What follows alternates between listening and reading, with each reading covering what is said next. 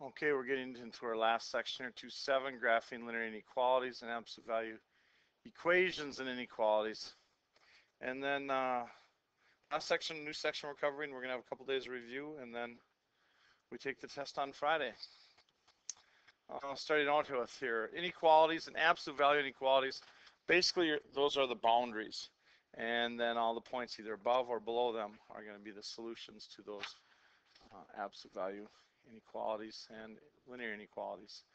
One thing you got to remember is this: if it's less than or equal to or greater than or equal to, that boundary is dashed or a dotted line. If it's less than or equal to or greater than or equal to, the line or the boundary itself is also part of the graph, so it's a solid boundary. And let's jump right into graphing one here.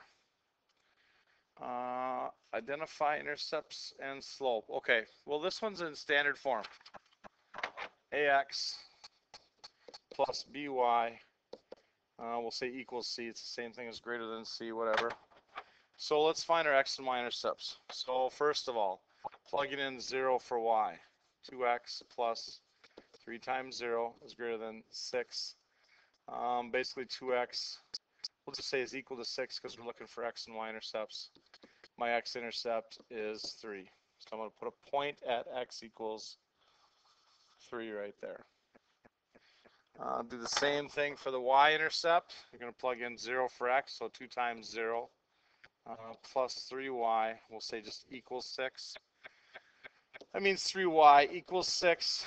Divide both sides by 3 and y equals 2. So there's our y-intercept, our x-intercept. Put my y-intercept right here. Going back to the original equation, 2x plus 3y is greater than 6. This is a dotted line. Looks something like that. Now, we're either going to shade above the graph of the boundary or below it. We need a test point. Most of the time, we just use 0, 0 here. The only time you can't use 0, 0 as a checkpoint is if your line goes right through the origin. So test 0, 0. Plugging those in for the y and the x. 2 times 0 plus 3 times 0 is greater than 6. Well, is 0 greater than 6? This is false. So I'm not going to shade below the line. This point is not a solution. All our solutions are above the line. One other thing here. How do you find slope? Let's just say equals 6 for right now instead of greater than. Solve for y. Subtract 2x from both sides. 3y equals negative 2x plus 6. I can't add these two together. They're not like terms. And then finally divide everything by 3.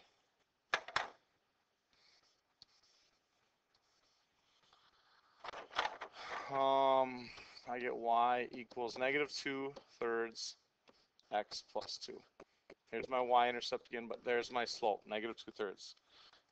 Need to be able to find slope. And you could graph it this way also if you wanted to in slope-intercept form. X and y-intercepts again.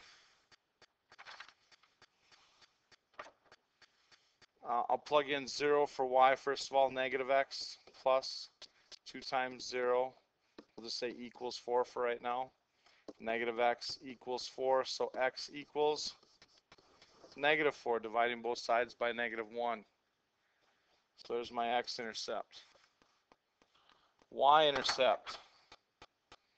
I'll plug in over here, 0 for x. I'm just going to say equals 4 because I'm just looking for the x and y-intercepts here. I end up with 2y equals 4. Divide both sides by 2 and y equals positive 2. There's my y-intercept. You could solve again for y right here if you wanted to. Add x to both sides and divide by 2 and put it in slope-intercept form to graph it. Either way is fine. But going with the original equation, it's greater than, so it's going to be a dotted line.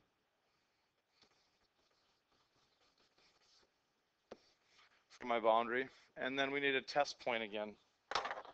Well, I'm going to use 0, 0 again as my test point. Plugging them into the original equation. Negative 0 plus 2 times 0 is greater than 4. So 0 is greater than 4. This is false. So again, I shade above.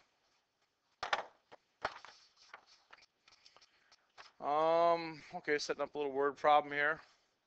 Manny has $15 to spend at the fair. It costs $5 for admission.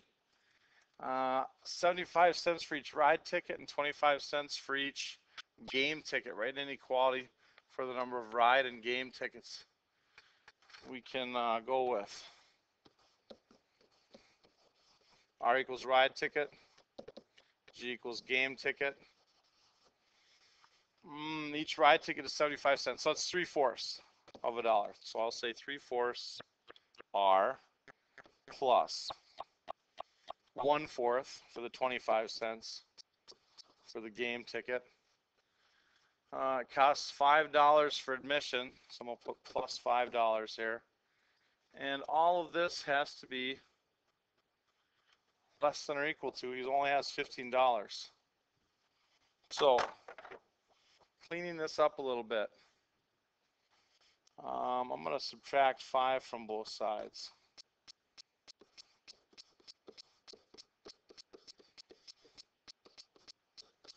And then I'm going to get rid of the fractions. Get rid of the fractions. If you multiply everything by 4, it'll cancel out these two 4's down here. So multiply both sides by 4. 4 times 3/4 is 3R. 4 times 1/4 is going to be 1G. It's less than or equal to, and then 4 times 10 is 40. So here's what I'm working with right here. 3R, or 3 ride tickets plus 1 game ticket should be less than or equal to $40 basically, or 40 tickets, I'm sorry. What is the maximum number of ride tickets he can buy? Well, that is where I'd plug in 0 for G, so I'll say 3R plus 0 is less than or equal to 40. Basically, 3R is less than or equal to 40. Divide both sides by 3. And you get 13 1/3. So basically, 13 tickets. If you just get ride tickets, you can get 13 of them. What is the maximum number of game tickets? Well, I'm going to plug 0 in for 3, or R then. No ride tickets plus the game tickets is less than or equal to 40. This cancels out to 0, and G is less than or equal to 40. So you can have 40, a maximum of 40 game tickets.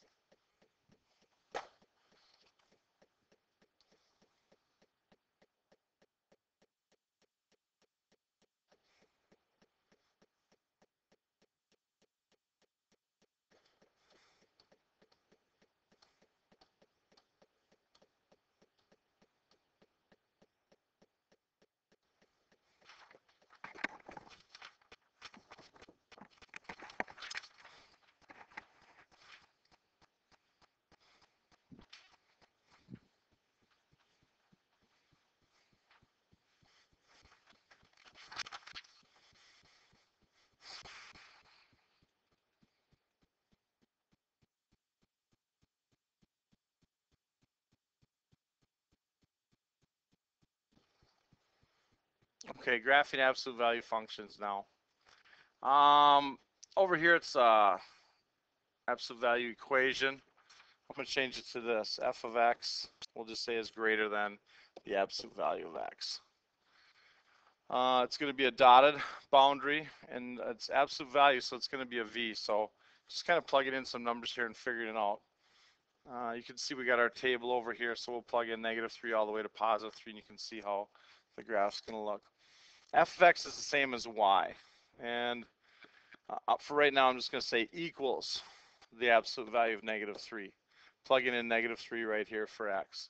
Well, the absolute value of -3 is +3, so this y would equal +3. If you plugged in the absolute value of -2, you're going to get positive 2. Absolute value of negative 1, so on and so forth. You're going to get 1, 0, 0. When you plug in the absolute value of positive 1, it doesn't become negative. It's still, when you take the absolute value of a number, you get the positive value of it. It's distance from 0 on the number line. So 1, 2, and 3. Graphing these points, negative 3, 3, negative 2, 2, negative 1, 1, 0, 0, 1, 1, 2, 2, 3, 3. And here we go. It's a greater than symbol. You can see the vertex right here at the origin, 0, 0. It's going to be a dotted graph. And it's a V, and it looks just like that. Now, basically, we're going to shade this whole area below the graph or everything inside here. And the way we're going to decide that is, well, we need to pick a checkpoint. I can't use 0, 0, so I'm just going to use, I don't know, 4, 1 right here as my test point. I'm going to plug it in up here and see if it's true or false. Okay, so looking at this function, y is greater than the absolute value of x. Plugging in 1 for the y is greater than the absolute value of 4. Is 1 greater than 4? No, it's not. That's false. So I'm not going to shade below the graph here. I'm going to shade everything inside this V shape for my absolute value function. And all graphs kind of go off this same basic graph right here. Y equals, or y is greater than, or y is less than the absolute value of x. And then you just kind of shift your vertex over depending on what it's doing to the absolute value. And let's try one of those. Right here. I'm going to change this one up a little bit. I'm going to say this is y is, I'll say less than the absolute value of x plus 1. Okay, now most graphs, absolute value, start at the vertex. Well, the numbers that you're adding or subtracting to x on the inside of the absolute value shift the graph to the left and to the right. Now this particular one, it's plus 1. You always take the opposite of what's inside there. That's going to shift it to the left. So our vertex, I guess you could say, shifting the x value, that would be a negative 1. There's nothing outside here, so that's just going to be 0. So our actual vertex for this graph is going to be negative 1, 0 right there. And then it opens up just like the normal V. You can set up a little table if you want. I'll put negative 1 in the middle, 0 here. I'll also plug in 0, and I'll also plug in negative 2 for x, just to kind of see what the graph looks like to make sure it's opening up correctly. So if we plug in 0 in here for x, I'm going to get y equals, forget the inequality for just a minute, the absolute value of 0 plus 1. So y equals the absolute value of 1. The absolute value of 1 is 1. So 0, 1 is a point right here. Plugging in negative 2, the same thing. Plugging it in for that x, y equals the absolute value of negative 2 plus 1. Well, that's going to equal the absolute value of negative 1. That's still going to equal 1. Right here.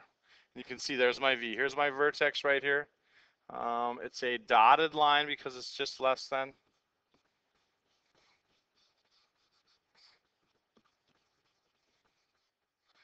And there's my graph. Now we just have to decide whether we shade inside, above it, or down below it. Well, I'm going to use 0, 0 as my checkpoint. Plug it into the original inequality here. 0 for y is less than 0 plus 1. The absolute value of that, that's basically the absolute value of 1 is 0 less than 1. That is true. So this point is a solution. So I'm going to shade everything outside or below it. We'll do a few more of these tomorrow. Have a good evening. See you tomorrow.